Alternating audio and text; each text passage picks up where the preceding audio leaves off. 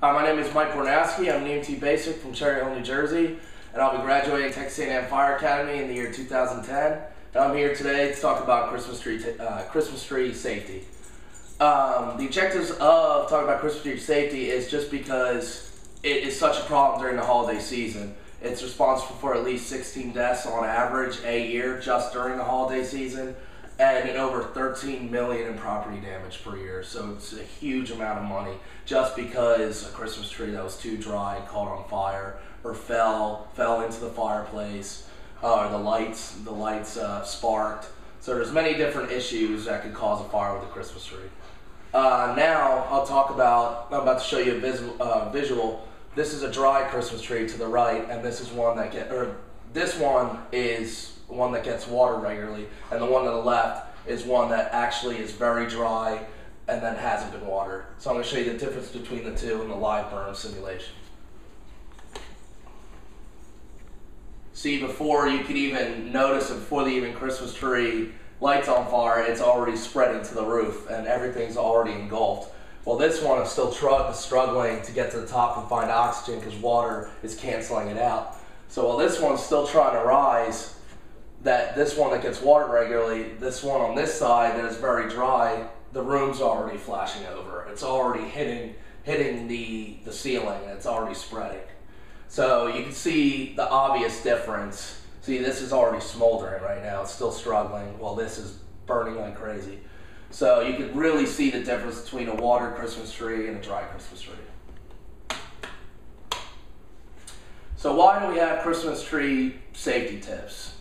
Because this will prevent injury, it'll prevent property damage. It can really keep your house safe during the holiday season.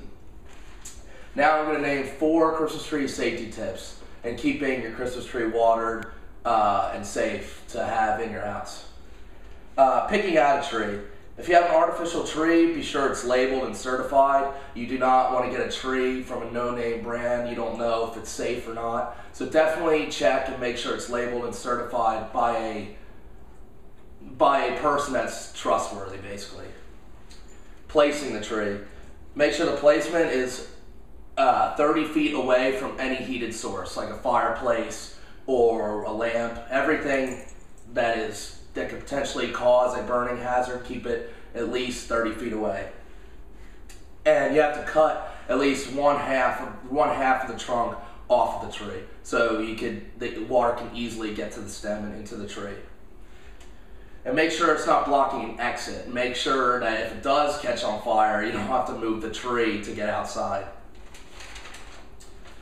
Lighting. Make sure you differentiate outdoor from indoor lights, because if you're using outdoor lights on the inside, it's not meant to be on a Christmas tree. So make sure you know the difference between the lights and what you're putting on your house and what you're putting on your Christmas tree. And never use lit candles to light a tree. Everyone says it looks better if you got lit candles and a bigger angel or a star, but you cannot put lit candles on the Christmas tree. It's just way too big of a hazard. And replace any lights that have loose bulbs connections or loose wires so it doesn't give it a chance to spark. And after Christmas, make sure once the needles start falling off the Christmas tree, once they start falling, it gets really dry looking, you need to throw it out right away. You don't want to wait till all the needles are already on the ground. Once you start seeing that, it needs to be thrown out. Review. Basically, there's 4 different types of Christmas tree safety.